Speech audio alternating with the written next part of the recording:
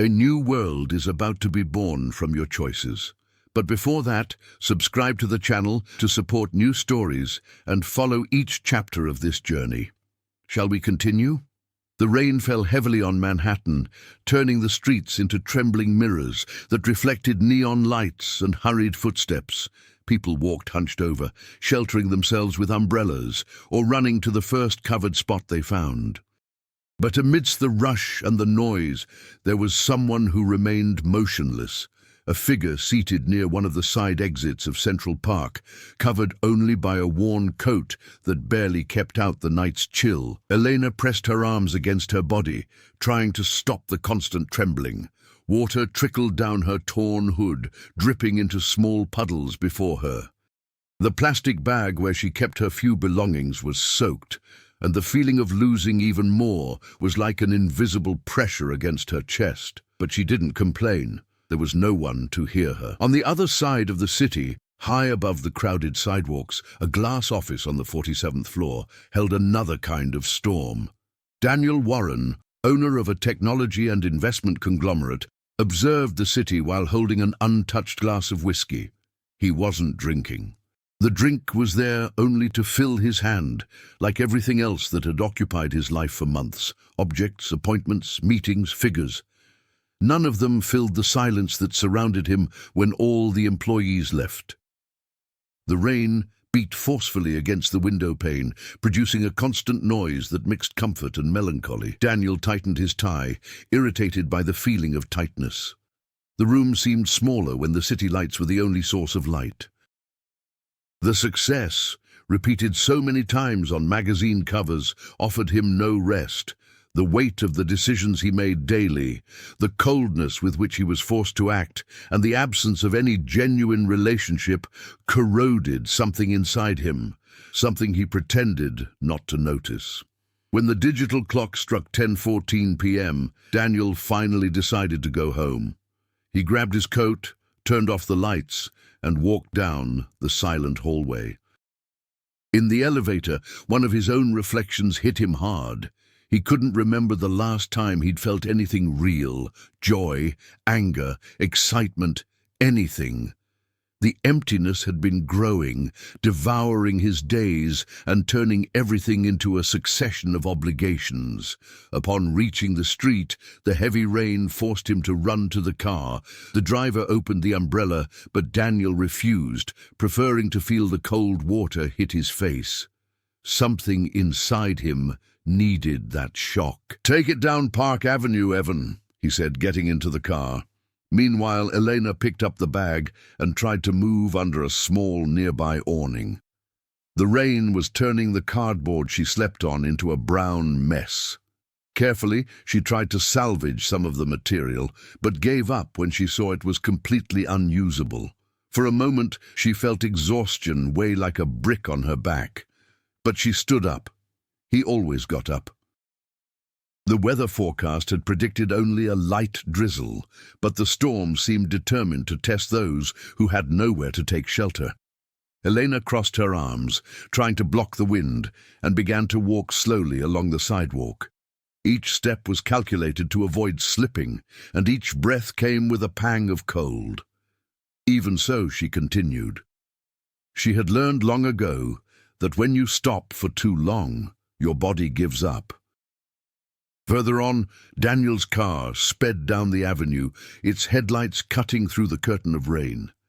He observed the flooded streets without truly seeing them, lost in his own thoughts. Until something forced him to focus. A figure walked hunched over, crossing the street with short, careful steps. The driver slowed down, but the woman seemed oblivious to the car. When she reached the sidewalk, she stumbled in an invisible hole under the standing water and fell to her knees. Daniel frowned, as if something inside him had triggered an alarm. He could simply keep going. That's what he always did. That's what anyone in his position would do. But, for some reason he couldn't explain, he asked, "Evan, stop the car." The driver looked at him in the mirror, confused. "Sir, it's raining heavily. It might not be safe to do so." "Stop the car," Daniel repeated, this time firmly. The vehicle pulled up to the curb. Daniel opened the door before Evan could even grab his umbrella. The rain fell heavily on him, but it didn't stop him from walking over to the woman. Elena was trying to stand, supporting herself on her aching knee. When she noticed someone approaching, she looked up, a tired but firm look, like that of someone who had learned not to expect anything from anyone. Daniel stopped in front of her, sensing the strange connection between the contrast of their worlds. He, with his suit soaked, and she, holding a bag that would barely survive the night. "Are you hurt?" he asked, trying not to make her uncomfortable with his presence. Elena hesitated. She wasn't used to strangers showing concern, especially men in expensive suits. "Just a little," she replied, avoiding direct eye contact. "I'm fine. It happens." Daniel reached out his hand, but not to touch her, only to offer support if she needed it. Elena finished standing up on her own, leaning against the wall. He noticed the gesture, but didn't insist. The rain continued intensely, the water running down the street like small, turbulent rivers. And yet, in that instant, something changed, something subtle, almost imperceptible, but real. Their lives, so distant and incompatible, had intersected. Daniel didn't know who she was. He didn't know her story, her battles, her fears. But he knew in that moment that he couldn't simply go back to the car and forget. Something in him, something he thought he had already lost, reacted to that image. A woman alone, facing the storm with more resolve than he faced his own comfortable life. It was there, in that small and seemingly insignificant moment, that the main conflict began to take shape. The encounter between two opposing worlds, which should not touch, but which inevitably would. The rain continued to fall, carrying with it more than just water. It carried the seed of something that would change everything. The storm subsided during the early morning hours, but not enough to relieve the city. The streets still carried a damp sheen as the next day began to dawn. For Elena, the night had been long. After the unexpected encounter with the mysterious man, whose name she didn't know, but whose presence still echoed in her mind, she had found shelter under a footbridge, where the wind was less harsh. Her coat was still wet and cold, but at least she had managed to get some sleep, leaning against her nearly empty backpack. The morning brought a breath of light, but not exactly hope. Manhattan, in all its grandeur, always seemed indifferent to people like her. The buildings gleamed, the taxis honked impatiently, and the crowd followed its usual flow. No one had time to notice who was left behind. Still, Elena got up, adjusted her damp hair as best she could, and headed to the small spot where she occasionally received meals donated by a local organization. Meanwhile, on the other side of the city, Daniel woke up in his luxurious apartment with panoramic skyline views. The place was immaculate, organized by his cleaning staff, decorated with modern pieces and expensive paintings. But despite the perfection, the atmosphere had an almost palpable emptiness. Daniel got up and walked to the kitchen, where the aroma of fresh coffee already filled the space. Everything was automatic: the program machine, the smart appliances, the convenient silence. He tried to focus on his day's commitments, but the image of the woman in the rain kept returning to his mind. There was something about her that deeply intrigued him. Not her appearance, but her resilience. He'd seen hundreds of people in similar situations on the streets, but none of them had evoked in him that complex, almost uncomfortable feeling. During the afternoon, he had an important meeting with investors. The setting was imposing. A room with floor-to-ceiling windows, minimalist tables, and chairs that looked like sculptures. The participants discussed projections, expansions, and figures incomprehensible to most people. Daniel contributed, presented data, and negotiated. His voice was firm, his posture impeccable. No one would realize that internally he was distant. While a presentation was taking place, he glanced at the city. The rain had darkened the concrete, but also made it shinier, and it was in that contrast, between the artificial glow and the shadows of the streets, that Daniel noticed something unsettling. None of those present in that room knew the true texture of the city. not as he had known it the night before. A few kilometers away, Elena was receiving coffee from a volunteer named Marcia, an African-American woman who had worked in the area for decades. Marcia was one of those people who radiated kindness, but also had a sharp eye, capable of reading hidden emotions. "Where did you sleep this time, dear?"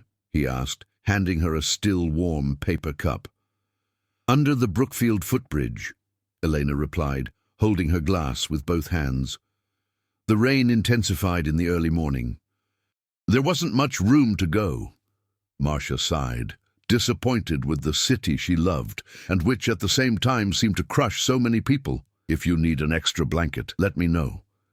It's going to get colder tonight." Elena nodded in thanks. Words always seemed insufficient, but she made a point of showing her gratitude somehow. Life on the streets had taught her a lot about human subtleties, who truly cared, who only pretended, who offered help expecting something in return, and who offered help because they didn't know how else to act. Marcia was one of those rare people. After eating, Elena walked to a public library, one of her few refugees. Inside, the air was warm, quiet, and safe. She chose a table near the high windows from where she watched the pedestrians. In front of her, she opened a small, worn notebook where she jotted down loose words, memories, and phrases that helped her keep a fragment of herself intact.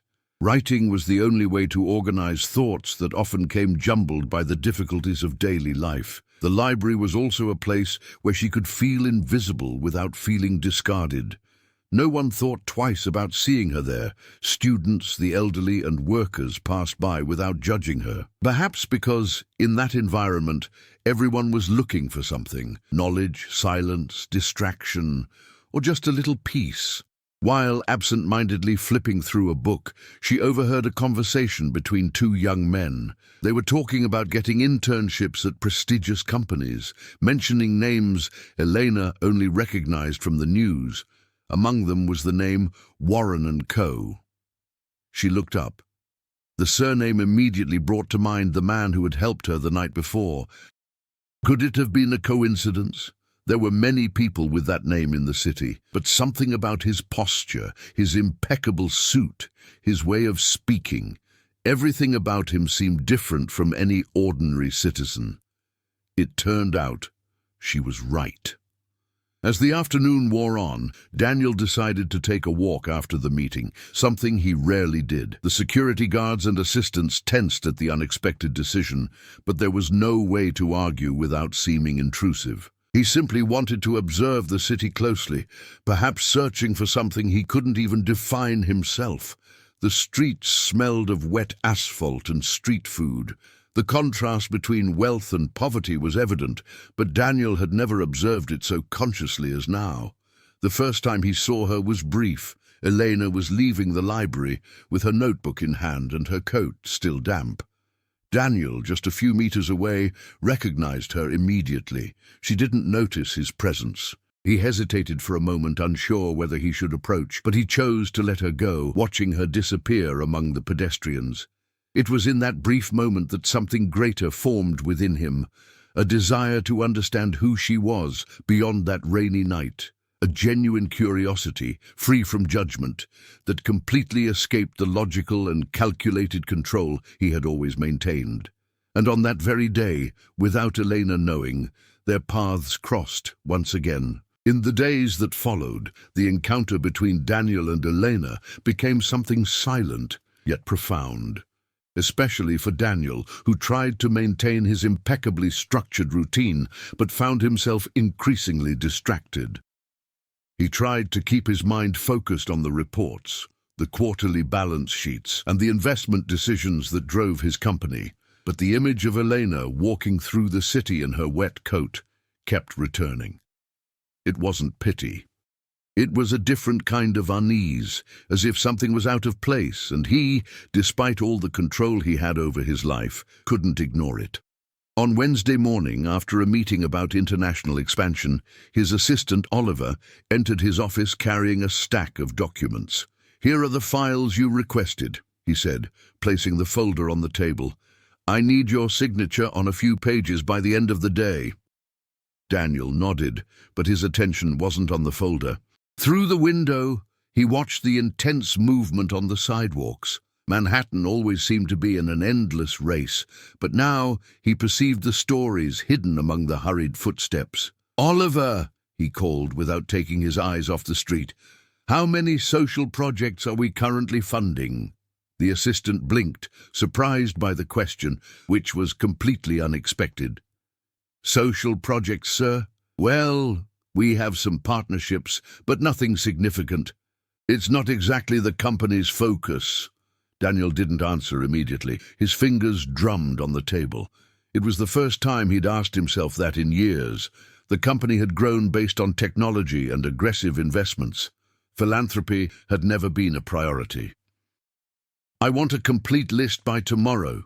Current projects, potential partnerships, local institutions, everything," he said firmly.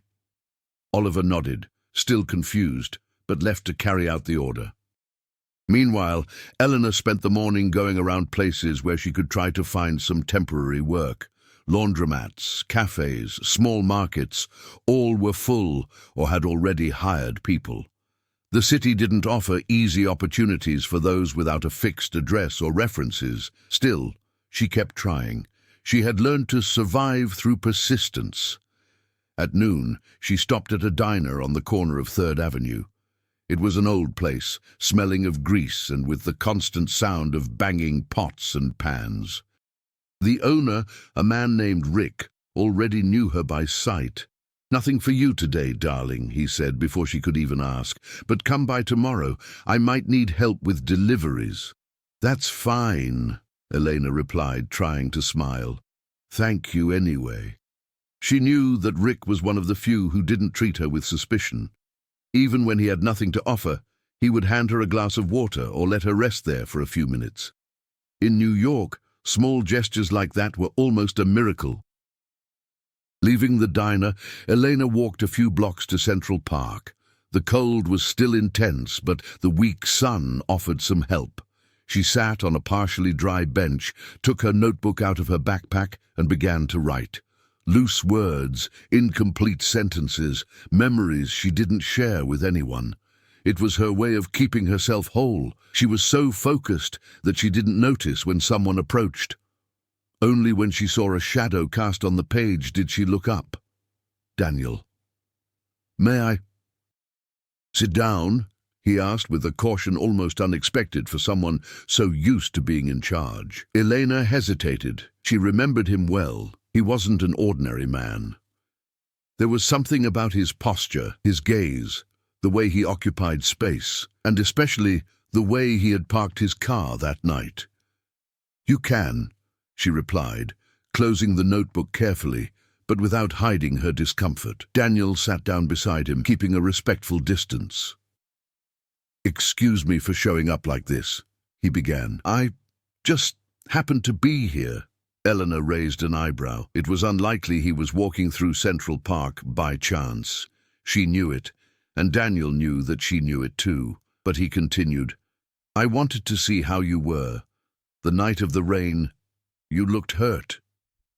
She didn't look away. "I'm fine. People fall all the time in the city," he said, with an almost brusque honesty. Daniel took a deep breath. It wasn't easy communicating with someone who carried their entire life on their shoulders. He was used to corporate interactions, quick, objective, but there, sitting next to Elena, everything seemed to require more care. "I know it's none of my business," he said, "but do you have somewhere to stay?" The question hung in the air, heavy with emotion. Elena thought before answering, not because she was ashamed. Shame was a luxury that life on the streets took away from anyone, but because she didn't know what intentions lay behind that question. "It depends on the day," she replied. "But I'm used to it." Daniel observed her face for a few moments. There was no victim mentality, no plea for help, just a silent strength that he couldn't decipher. "I wanted to," he began, but stopped short. He didn't know how to finish. He wanted to help, but he also wanted to understand, and there was something more, something he didn't dare admit even to himself. Daniel's indecision created a brief silence, but Elena didn't seem uncomfortable. She was used to silences, but not to the attention he devoted. "You don't need to worry," she said, standing up slowly, "but thank you. Really." Daniel also stood up. "Can I see you again?" he asked, almost surprised by his own question. Elena stared at him for a moment, studying him. It was difficult to trust anyone, even more so someone so distant from her reality. "Maybe," she said. "The city is big, but we always end up crossing the same paths."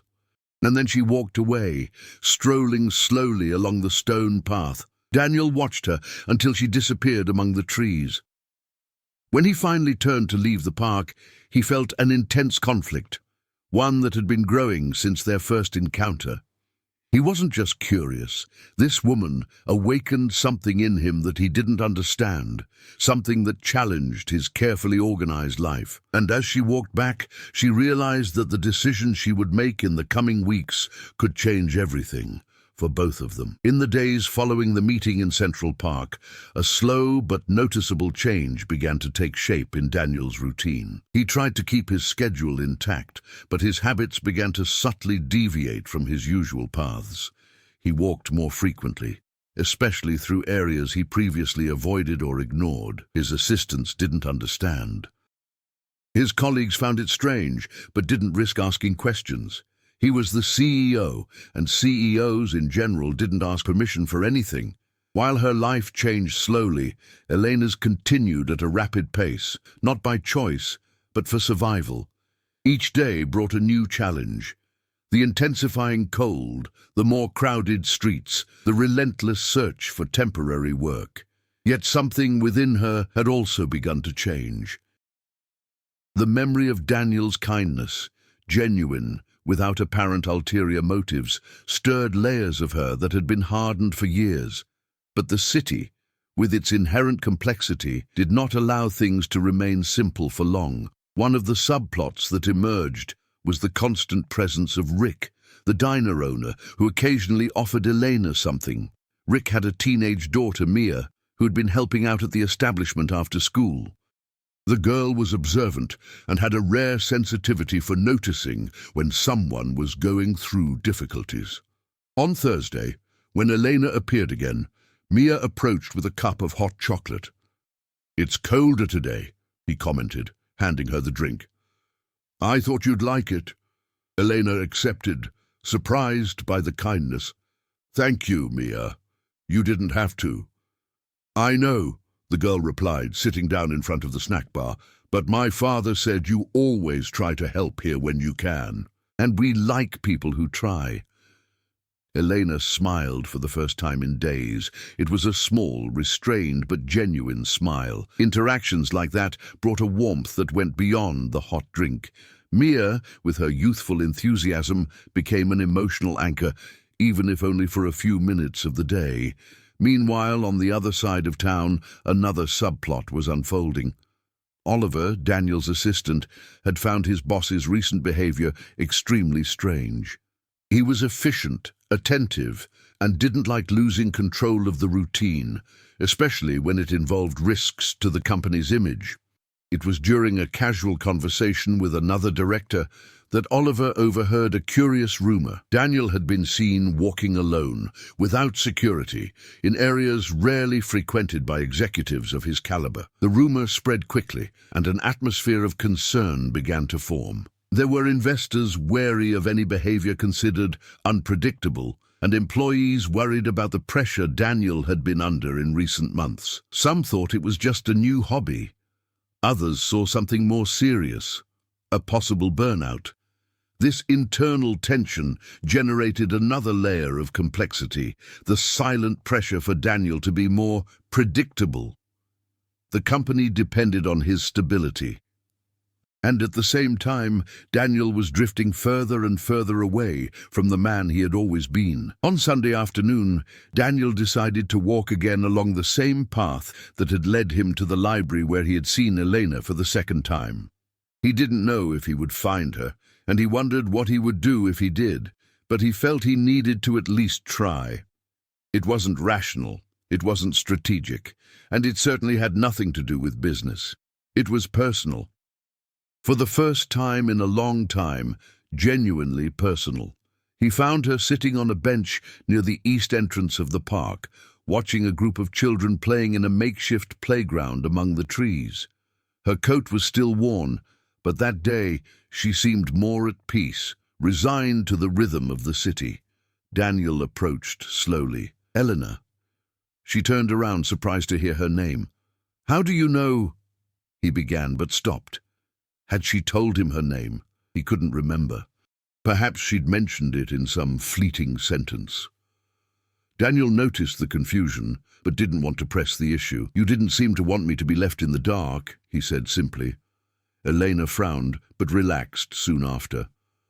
"Daniel, right?" he asked. He nodded. For a few seconds there was silence, but not an uncomfortable silence. It was one that carried unasked questions, doubts, and an inexplicable familiarity.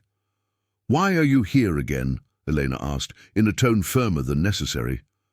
Daniel looked at the floor for a moment before answering. "Because I wanted to see you again, and because I think you're going through something you shouldn't have to face alone."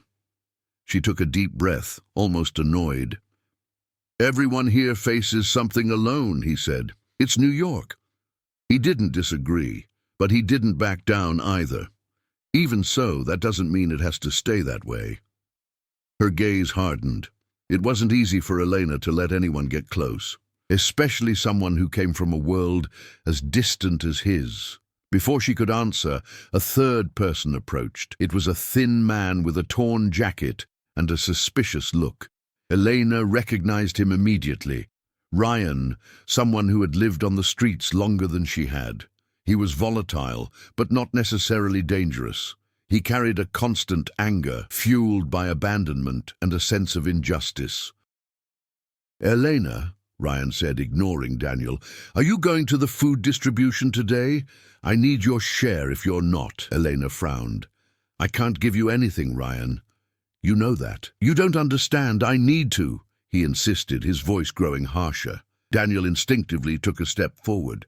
"Is everything all right here?" he asked, trying to remain calm. Ryan looked at him as if he were facing a personal affront. "Who is this?" he growled. "Another one who wants to play savior," Elena intervened, trying to prevent the situation from escalating. "Ryan, please. I'll deal with this later. Not now." Ryan stared at her for a second, breathing rapidly, then turned and walked away, muttering something inaudible. When he disappeared, Daniel turned his gaze back to Elena. "It seems you have more conflict in your life than you realize," he commented, trying to ease the tension. But she didn't smile. "This is no joke, Daniel," she said. "People on the streets sometimes expect more from you than you have to give. That creates problems. It can get dangerous." Daniel absorbed those words with seriousness. Her reality had risks he had never experienced. They weren't financial risks, nor corporate pressures. They were survival risks. "Then let me help," he said. Elena's response was quick. "That's not how it works." And at that moment he realized she wasn't rejecting his help. She was protecting herself. By accepting his presence, she would open doors to much greater conflicts, both within and outside of herself. But Daniel didn't give up, and it was this insistence, silent, persistent, that put the two on a collision course with their own worlds. The days following their meeting in the park were different for both of them. Not in grand gestures, but in what was silently changing, in almost invisible layers, like the beginning of a fog that we only notice when it has already become dense. Daniel began to reorganize his time in a way that surprised his assistants. He still kept his commitments, attended meetings, and resolved internal crises. But there were times when, between one commitment and another, he simply disappeared. It wasn't typical of him, and that's precisely why it caught their attention. However, no one dared to question him directly. Meanwhile, Elena continued her survival routine, but now carried with her a new unease. Someone was paying attention to her. And it wasn't just anyone. It was a man who lived on the safe side of town, someone who could simply ignore the world around him and go about his life without ever getting involved. But he chose not to ignore it. This awareness disturbed her. It didn't make her comfortable. It didn't leave her indifferent. It was as if a small crack had appeared in her protective shell, and every time Daniel reappeared, the crack expanded. 3 days later, they crossed paths once more, this time in front of a small old coffee shop, a place known for its strong coffee and low prices. Elena was sitting outside, warming her hands with a cup of tea that Mia had insisted on giving her. She watched the passers-by, trying to guess where they were going, as many who have no destination of their own did. Daniel saw her before she saw him. He hesitated. He wondered if he should approach her, if he was crossing an invisible boundary, if he was projecting something onto her that didn't exist. But in the end, his body moved before his mind could reason. "May I sit down?" he asked, pointing to the bench next to her. Elena turned her face slowly. Her eyes expressed surprise, but not rejection. "The city is public," he replied, shrugging. He smiled, interpreting that refusal as a beginning. For a few minutes the two watched the movement, each lost in their own thoughts. Communication seemed to exist even in the silence, something strange and at the same time comforting. "Do you always walk around here?" Elena finally asked. "No," he admitted. "Not until recently." She realized exactly what he hadn't said, and that made her uncomfortable. Not because it was unpleasant, but because it was too honest. Daniel wasn't there by chance, and that, for some reason, didn't irritate her. It just made her vulnerable. "I don't want you to think you need to take care of me," she said, looking at the floor. Daniel leaned forward slightly. "I don't think so. And honestly, I don't think you'd let someone do that even if you wanted to." She let out a short, almost ironic laugh. "Well, you're not wrong." And for the first time since they met, she looked at him more openly. It wasn't gratitude. It wasn't dependence. It was a different kind of recognition. Something like, "You see me, and I see that you see me." It was during this conversation that Elena, without realizing it, began to recount small parts of her story. Not in long accounts, but in loose fragments, revealed unintentionally. "I used to have a job," she said in a low voice. "I had a normal life. But these things evaporate when you least expect them." Daniel listened attentively. "What happened?" She made a vague gesture with her hand. "A series of bad things happen. Families break up, jobs end, health fails. When you realize it, you're already slipping, and you can't hold on to anything." There was so much truth, so much pain in that simple statement, that Daniel felt a pang in his chest, not of pity, but of helplessness. He wanted to understand her, but he also knew he had no right to demand the details. "You don't have to tell me anything you don't want to," he said gently. Elena looked up, surprised by his sensitivity. "I know." And that "I know" wasn't just an answer. It was an acceptance that he was respecting his boundaries, something few people did.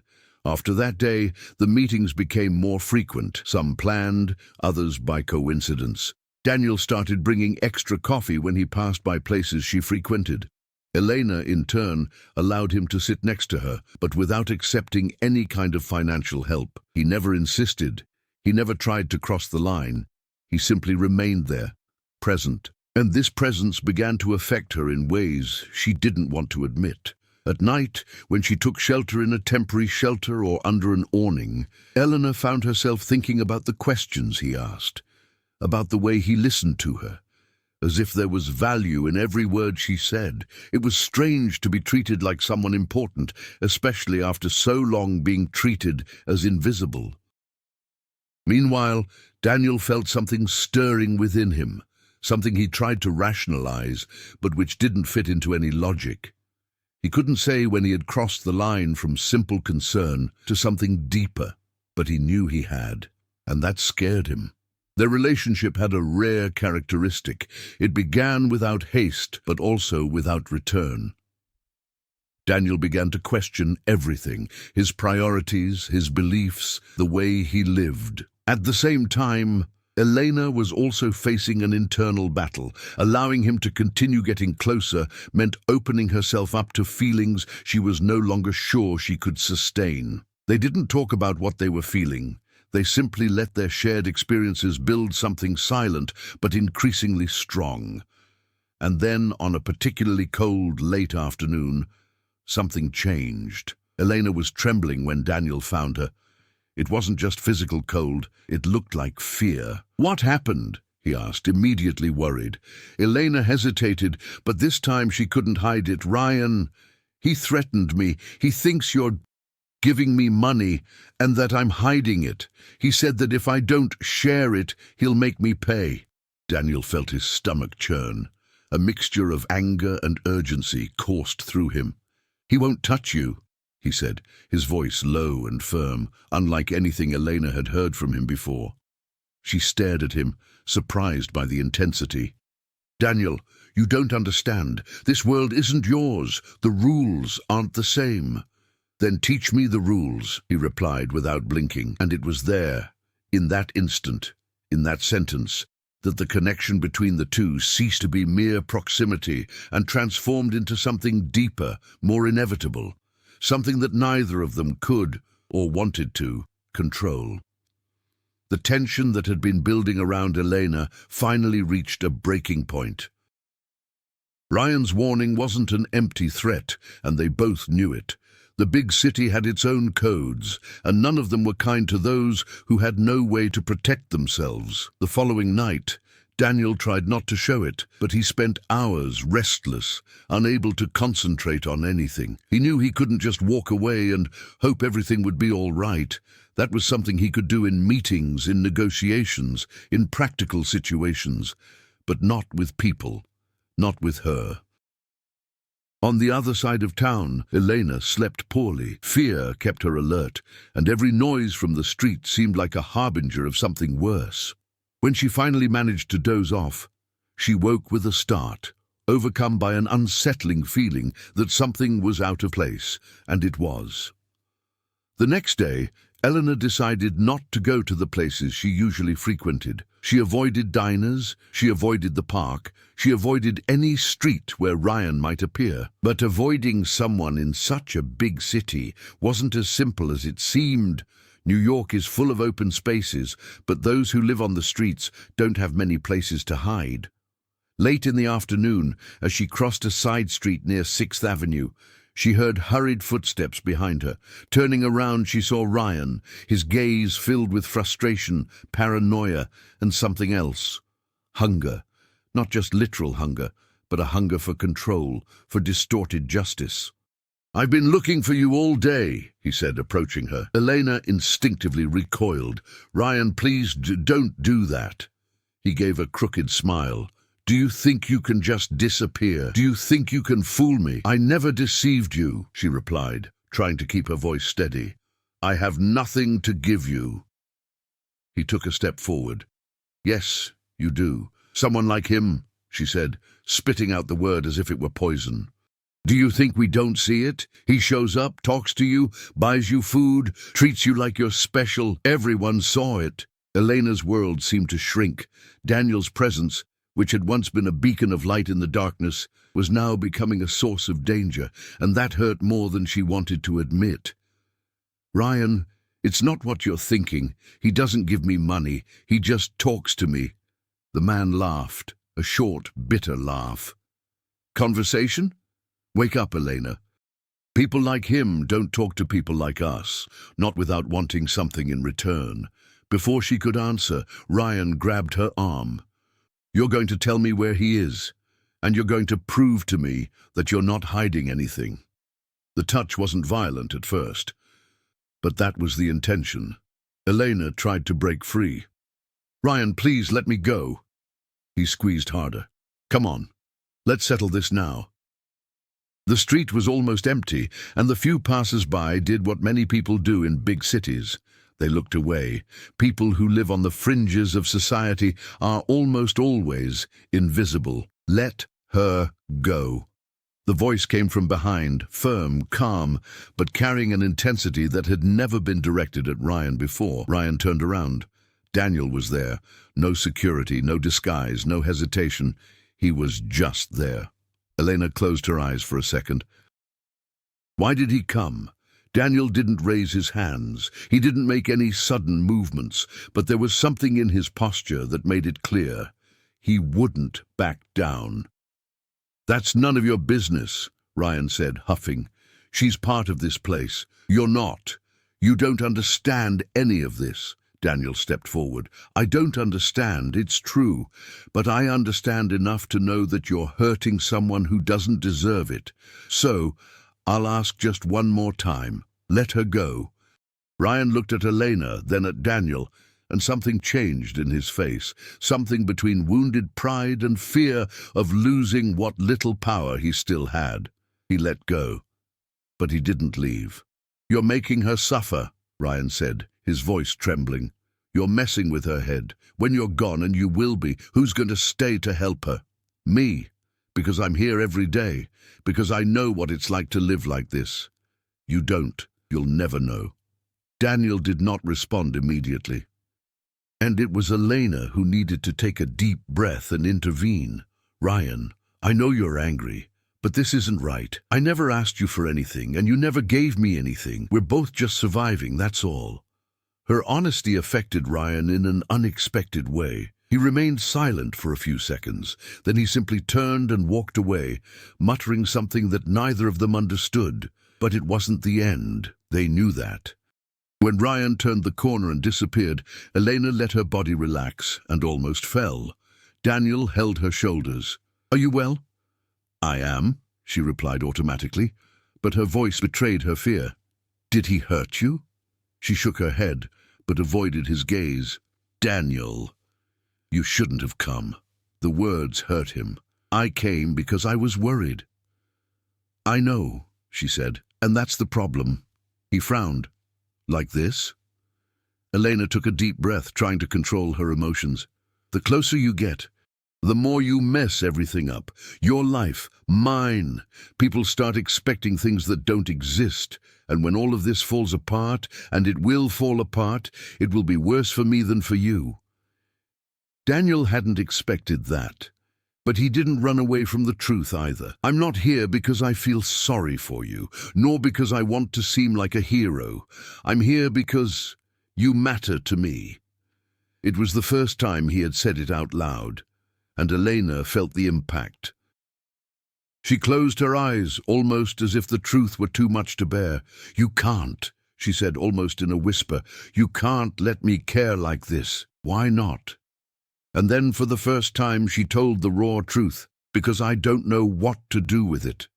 That was the moment, the exact point, when their relationship ceased to be merely an unlikely connection and became an internal conflict impossible to ignore, for both of them. From that point on, nothing would remain the same. The conversation between them on that narrow street marked more than a simple outpouring of feelings. It was a clear division between who they were before and who they were about to become. In the following days, both Daniel and Elena found themselves in constant internal conflict, each struggling with a reality that no longer fit into the old mold. Daniel's routine was renowned among his employees for its almost military precision.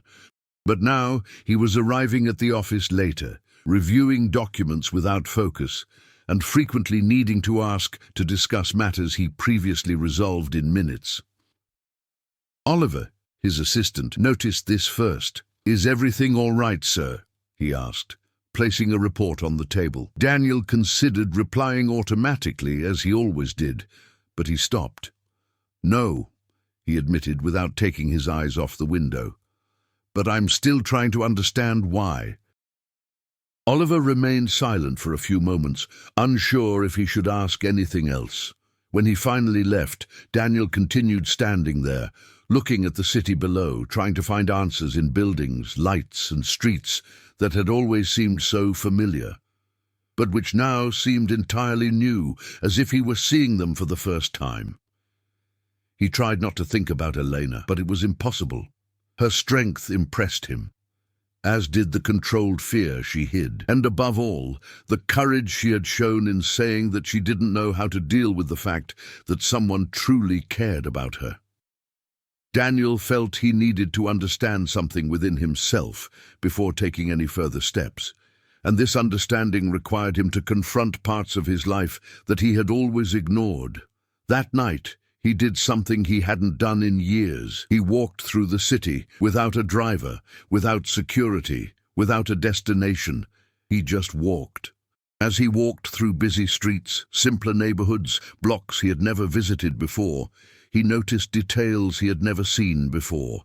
People opening shops, young people delivering food, workers returning home on crowded buses, groups in makeshift shelters trying to survive the cold. The city that had always served him now showed a side he had never honestly faced. Daniel finally understood something essential. Her world wasn't as distant as he had imagined. He simply had never had the courage or the need to look. Elena, for her part, began to avoid the places where Ryan used to hang out, not out of fear, although she knew he could show up at any moment, but because she felt an emotional weight she couldn't process. At the same time, she was battling a new kind of anxiety, the anxiety of being emotionally dependent on someone, something that seemed riskier to her than any night spent on the streets. At the end of the week, she went to Rick's diner, where she finally received some good news. "I need someone to help during lunchtime," he said, wiping his hands on an old cloth. "It's not much, but it's better than nothing." Elena's heart raced. I accept," she said, almost in disbelief. Rick smiled genuinely. "I knew you were going to say that." It was the first small victory she had had in a long time. And even though it was something modest, it represented something bigger, a chance to start getting back on her feet. She left the diner with light steps. It was the first time in months that she had seen a path forward, even a small one. Work meant possibility. Possibility meant change. But still, there was something inside her that remained restless, and that something was named Daniel. 2 days later, at the end of her first shift at the diner, Elena approached the door and stopped when she saw someone outside, someone who was clearly waiting for her. Daniel. But he wasn't the same flawless man from their first encounters. He seemed tired, unshaven, and with his hair tousled by the wind. Something about him was different, more transparent, more human. She approached slowly. "You shouldn't be here," she said, though without the harshness of other times. "I needed to see you," Daniel replied, "to clear some things up, to clear things up for myself, too." Elena crossed her arms in a mixture of defensiveness and curiosity. Daniel took a deep breath, as if he were about to say something he had been holding back for a long time. "I grew up believing I needed to control everything. Life, the company, relationships.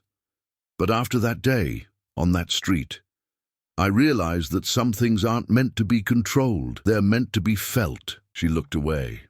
"Daniel, I can't be responsible for you feeling this way. My life is complicated. I barely know what I'm going to eat tomorrow."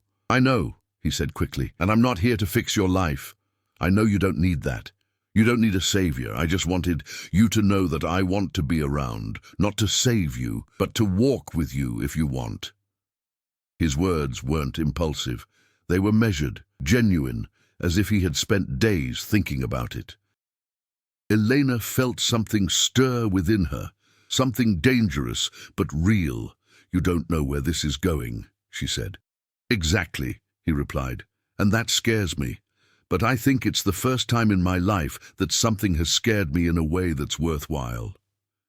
She remained silent. It was difficult to accept the idea that someone could want to stay without asking for anything, without expecting anything, without demanding anything.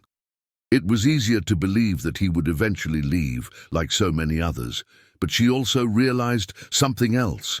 Daniel wasn't there on a whim. He was there because somehow she had become a part of his life, and he a part of hers. "I'm not promising anything," Elena said finally. "I'm not asking for promises," Daniel replied. "I'm just saying that I want to try." She took a deep breath, looking at him with a vulnerability she rarely allowed anyone to see. "So, let's try," she said softly. Daniel smiled. Not a big, triumphant smile, but a small, sincere smile. The kind that only appears when something finally seems to make sense. That night, the two walked together to the nearest subway station. They didn't talk much, and they didn't need to. Sometimes growing up isn't about making big changes. Sometimes it's just about taking a step, a single step, toward the unknown. And at that moment, they were both ready to take that step. Not as a savior or survivor, but like two people trying to rebuild something within themselves, and perhaps a connection between them. One step that would change everything. The silent agreement they made, to try without promises, brought about an almost imperceptible change in both of their routines. There were no grand declarations, nor exaggerated gestures, but there was presence, a presence that, little by little, became an essential part of their days. With her new shift at the diner, Elena finally began to see small victories, a few extra dollars, guaranteed food at the end of her shift, and the comforting feeling of doing something for herself. It wasn't much, but it was hers, and that was enough to rekindle a flame she thought she had lost. Even so, the past continued to lurk. Ryan didn't reappear, but the silent fear that he might show up at any moment still haunted her. Sometimes, in the middle of her shift, Elena would look out the diner window, as if expecting to see a familiar face among the passers-by. Other times, she would wake up in the middle of the night, breathless, thinking she heard his voice. But nothing happened. Still, the threat remained, and she knew it. While Elena tried to establish herself, Daniel sought ways to reconcile their closeness with his public life. A life that, until then, had never been questioned by anyone. But now, every meeting, every social event, every strategic decision seemed insignificant compared to what truly mattered. He found himself thinking about Elena at the most unexpected times, during long conferences with investors, at formal dinners, in board meetings. The contrast between the two worlds was becoming increasingly evident and unsustainable. Even so, Daniel refused to distance himself. He wanted to be present without intruding, to help without suffocating, to support without making decisions for her. And that required an emotional effort he never imagined he was capable of making. That week, he made an important decision, silent but definitive. He began to reduce his direct involvement in the company's operations, delegating strategic functions to partners and directors. He wouldn't abandon the business, but he was no longer willing to let it dominate his life. Oliver quickly noticed the change. "You've been turning down important events," she commented carefully. "And your schedule is different now." Daniel simply replied, "Priorities change, Oliver." And for the first time, the statement was true. The relationship between Daniel and Elena wasn't public. They met after her work hours, sometimes for only 20 minutes. They walked around the city, shared a coffee, spoke little, and listened a lot. It was strange for Elena to realize that someone was genuinely interested in listening instead of judging. Daniel, for his part, was surprised by her sincerity. Elena wasn't trying to impress. She wasn't trying to please. She simply was. And that, for Daniel, was liberating. One night they met near a bridge close to the East River. The night was cold but clear. The reflection of the lights danced on the water. "You're different," Elena said, watching him. "Less distant." "I'm trying to improve," Daniel replied. "Not for you, for myself. But you made me realize there was something wrong with the way I was living." She looked away, uncomfortable with the idea of impacting his life. "I don't want to change anyone," she said. "I know," he replied, "and that's precisely what makes the difference." They stood there for a few minutes, listening only to the distant sound of traffic, as if time had slowed down just for them. Despite the small victories, a growing tension was building in the air. Something was about to break, though neither of them could explain exactly what. It was like walking on thin ice, seemingly solid, but fragile underneath. The first sign came when Elena found a folded note under the cup Rick handed her during her morning shift. "I know where you work." It was Ryan's handwriting. She felt her stomach churn. She held her breath for long seconds, as if the paper had the power to freeze her lungs. Rick realized something was wrong. "Elena? Did something happen?" She quickly put the ticket away, forcing a smile. "I'm just tired. I didn't sleep well." That wasn't true, but she didn't want to involve more people in it. For the remainder of her shift, her attention was consumed by racing thoughts. If Ryan knew where she worked, he would show up there. Maybe that same day, maybe at that same hour. What if Daniel was nearby? What if Rick tried to protect her? She didn't want anyone to get hurt because of her story, a story she never had a chance to choose.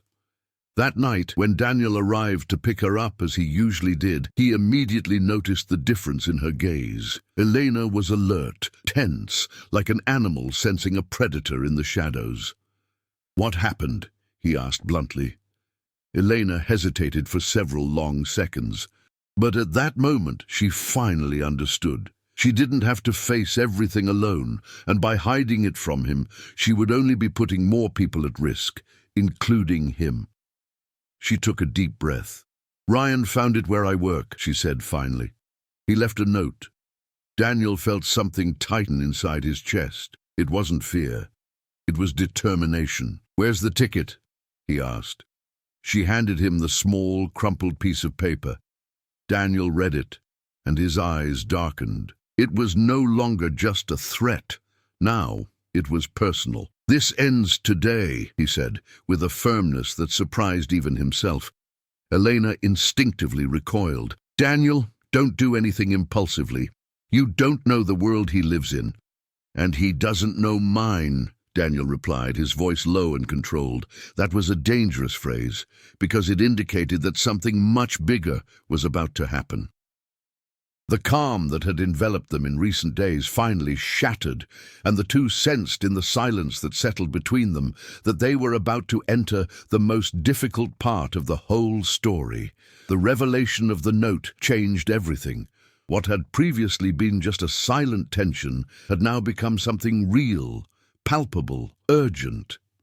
Daniel began to drive more attentively, as if he expected to see Ryan appear at any moment between the cars or hurriedly crossing some wet sidewalk. Elena, beside him, remained silent, watching the reflection of the city lights rushing across the window pane.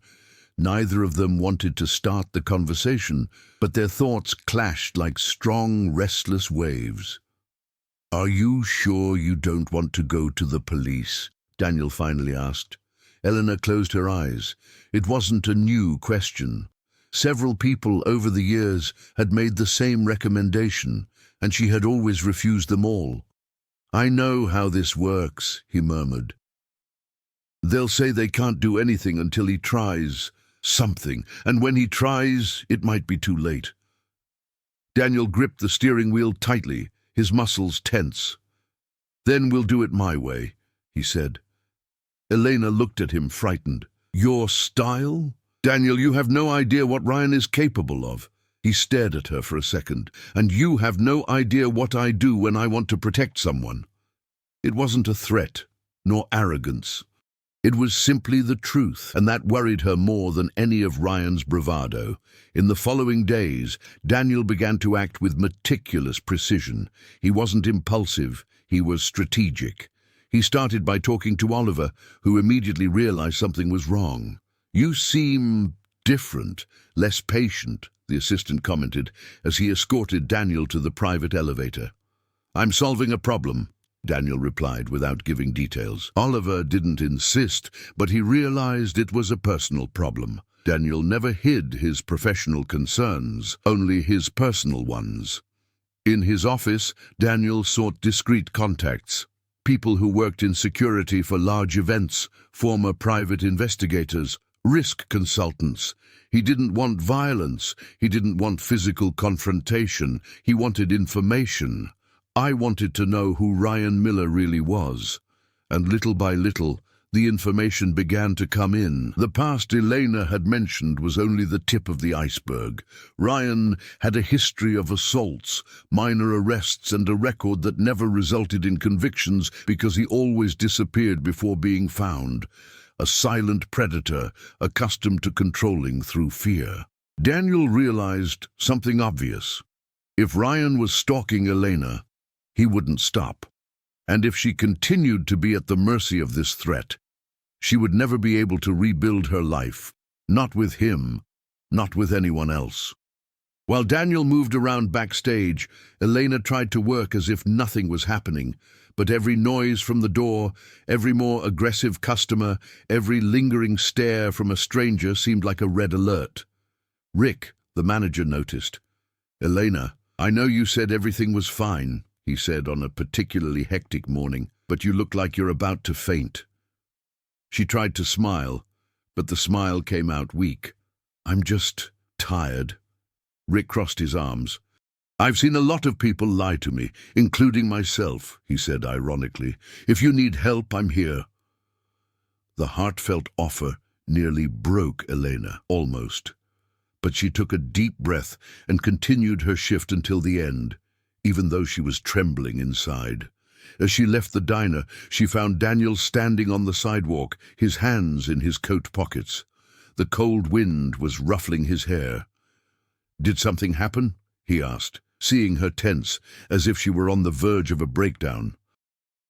"He was here," she murmured. Daniel froze. "Did you see anything?" "No," she replied, shaking her head, "but I felt it. And Rick said a guy was watching the store for a few minutes yesterday from outside. He didn't buy anything. He didn't come in. He just watched." Daniel didn't need any more information. Ryan was already approaching. That night, Daniel took her to his apartment. Elena resisted. She insisted she didn't want to become a burden, that he had a busy life, commitments, a reputation. But Daniel stood firm. "Elena, you're not safe alone. It's not about bothering me. It's about you being alive." She wasn't used to someone talking to her like that, without pity, without treating her as fragile, but as someone who deserved real care. Upon arriving at the apartment, Elena was surprised by its elegant simplicity. It wasn't ostentatious. It wasn't full of extravagant luxuries. It was organized, quiet, cozy, the complete opposite of the chaos she was used to. "You didn't need to do that," she murmured, sitting down on the sofa and hugging her own legs. "Yes, I needed to," he replied. For a few minutes, they simply listened to the distant sounds of the city, as if that pause were the only possible respite from the approaching storm. The following morning, Daniel received a call from Oliver. "Sir, there was a problem. Someone tried to enter the employee's reserved garage this morning. The security guard stopped him, but he was aggressive." Daniel felt his stomach churn. "Describe the man." Oliver swallowed hard. He was wearing a grey coat with a hood, and he seemed agitated. "He asked about you. It was Ryan." There was no longer any doubt. "Keep everything quiet," Daniel ordered. "No one in the company should know about this." "Yes, sir, but should I increase security?" "Yes, 3 times." Daniel hung up and closed his eyes for a few moments. Ryan was coming after him now, and that meant only one thing.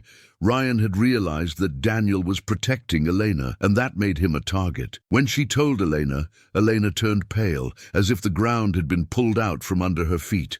"He's going to hurt you because of me," she said, her voice faltering.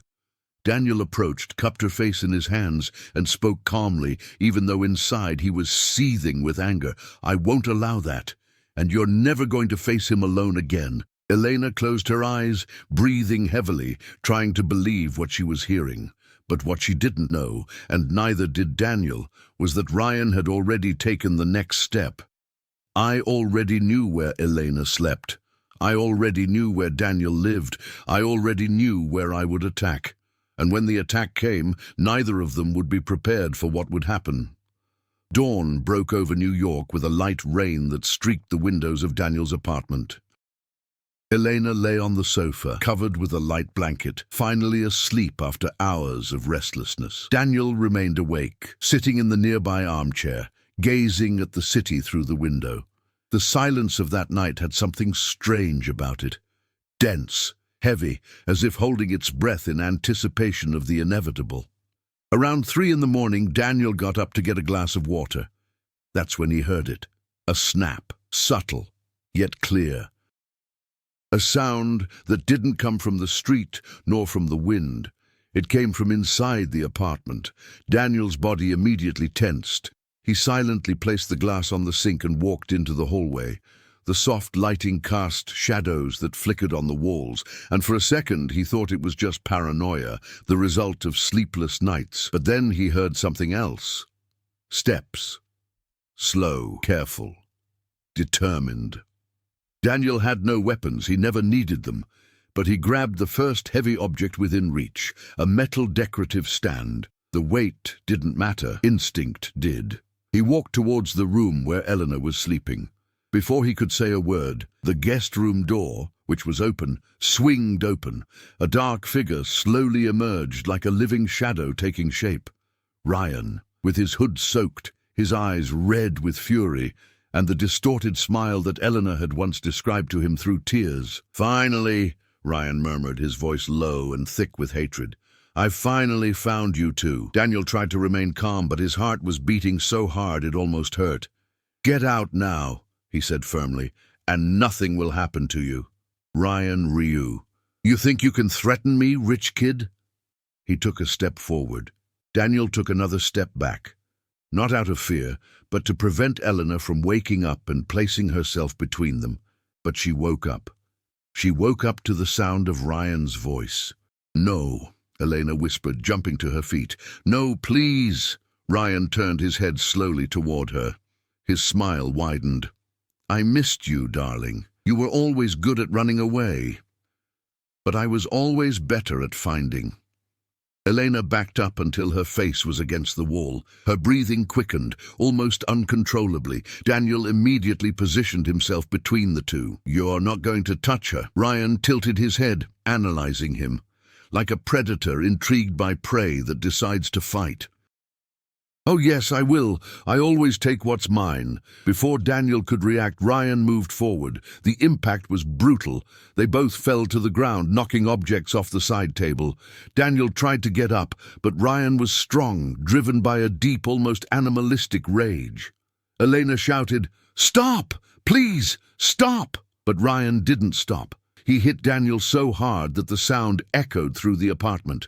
Blood began to trickle from the corner of Daniel's mouth. Even so, he did not back down. He fought. Every time Ryan tried to get close to Elena, Daniel stood in his way. It was pure, fierce instinct, a determination he didn't even know he possessed. "Stay away from her!" Daniel shouted, shoving Ryan with all the strength he could muster. That was enough to send Elena running to the kitchen. She opened the first drawer she found. Scissors, small knives, utensils. Her hands were trembling so much she could barely hold them. Ryan realized. "You?" he mocked, standing up. "You don't even have the courage to look me in the eye, girl." Daniel tried to stop her, but Ryan had already moved towards her. And that's when Eleanor did something she didn't even believe she was capable of. She raised the knife, not to attack, but to prevent him from taking another step. Her eyes no longer trembled, her voice no longer faltered. "Ryan," she said firmly and clearly, "it's over." Ryan stopped, not because of the object in her hands, but because of her gaze, unlike anything he had ever seen. It was as if, for the first time, her resilience had overcome her fear. He took another step, and Daniel, even wounded, grabbed him from behind, knocking him to the ground. The noise was deafening, and in that instant everything changed, because what happened next would be the turning point of the whole story. and nothing, absolutely nothing, would be the same after that night. Months later, the city continued its usual rhythm, but Eleanor and Daniel's lives had taken an unexpected turn. They moved to a small house in Portland, far from the noise that had once defined their routines and their fears. Eleanor was studying social work. Daniel was investing in projects to support homeless people. Sometimes, looking at the rain through the window, Eleanor remembered that night when their worlds collided, not as a trauma, but as the moment that changed everything. And although the future was uncertain, they both knew that nothing would ever separate them again, not even the past. If this story touched you in any way, whether through Elena's strength, Daniel's transformation, or the way two such different worlds could meet, share your thoughts and subscribe to the channel. Stories come alive when they reach new eyes, spark new conversations, and inspire reflection. May this account serve as a starting point for discussing empathy, resilience, and the unexpected connections that can change destinies. Share what moved you the most, which moment marked you, and how you envision the future of these characters. Your voice can inspire others to embark on this journey as well.